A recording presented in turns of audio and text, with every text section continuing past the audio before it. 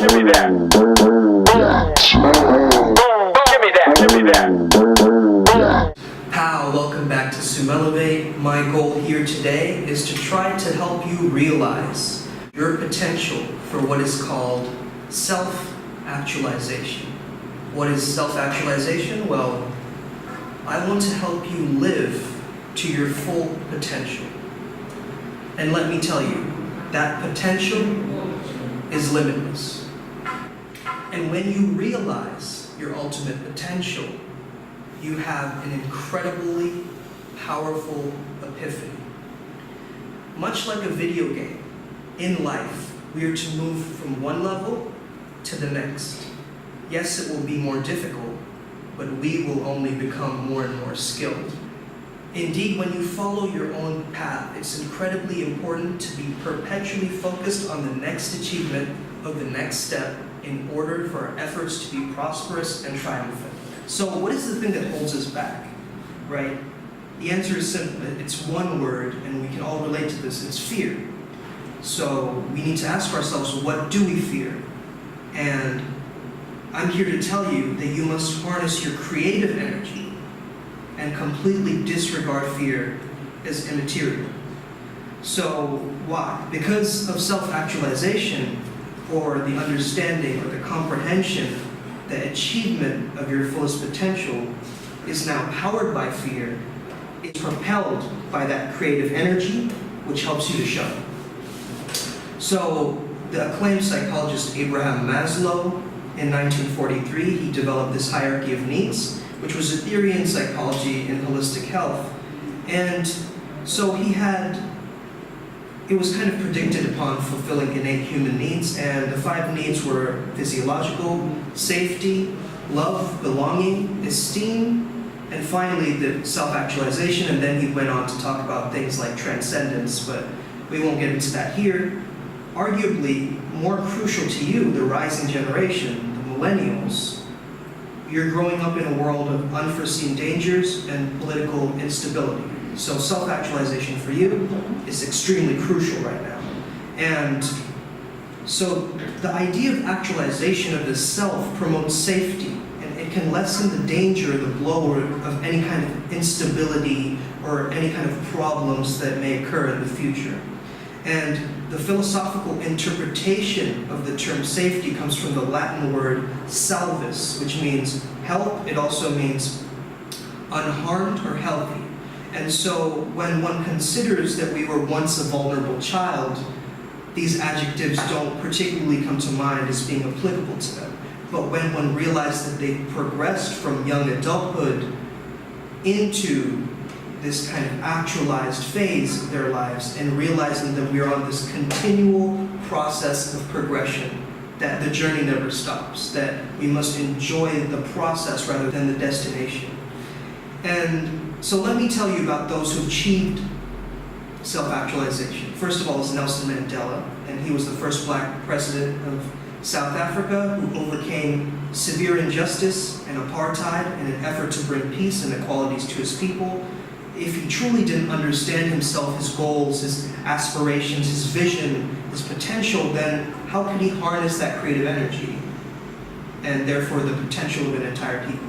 Mahatma Gandhi had the qualities of a statesman, but he was also at one with himself. He realized that we are all on a journey in this life, and that he changed an entire country because of that. Now, of course, these people, MLK, Gandhi, all great people, have flaws too. And that's important to realize in self-actualization, that you have to see yourself as all-encompassing. You're a holistic being. You have your negatives, you have your positives. And though being optimistic will help you kind of barricade through all of your issues, the sheer determination and seeing things objectively will do that at times too. So it's up to you to go on this journey and turn that lead, that negativity, into positivity, which is gold. So I want you to be an alchemist. Essentially, I'm saying you don't have to be a president, you don't have to be a leader of a great nation to achieve this, but you have to understand that your hopes and dreams, these things can't be taken lightly. You have to unleash your potential for greatness, and the most important way to do this is to study the impediments of the obstructing that are obstructing your ability to reach this fullest potential. So what are the walls, what are the roadblocks that you must get across in order to achieve your full potential? Now, what I advise to you is, of course, there's 10,000 hours of deliberate practice, which Malcolm Gladwell says, and so basically that's to achieve mastery. So don't stop practicing. Preparation, proper preparation, so we know the exact steps of how to get there.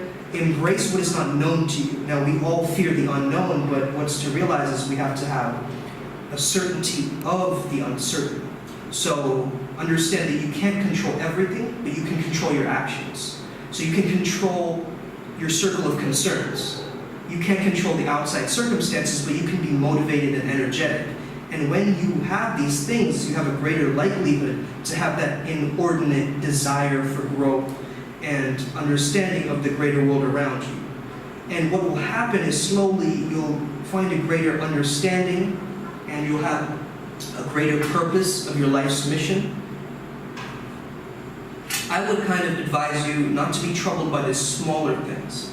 So the little petty things that we all worry about, we have to kind of change from the micro to the macro.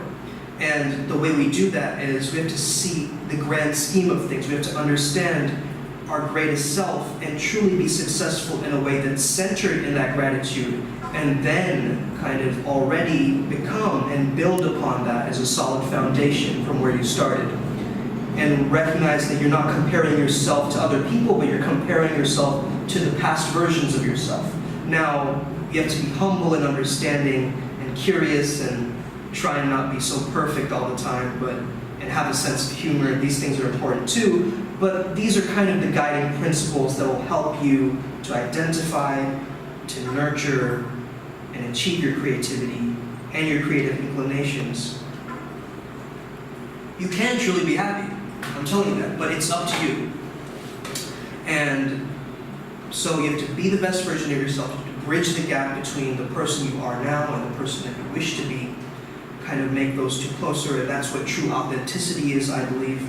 And this is a process, this is a journey. It's not going to happen overnight, but slowly kaizening it. Kaizen is like it's a Japanese word for taking small steps for maximum overall growth in the long term. So having your decisions, your morals, your ethics, when you're truly true to yourself, not only true to society, you encapsulate your achievements, and you and your success aren't so separate elements anymore, but you become kind of one with success.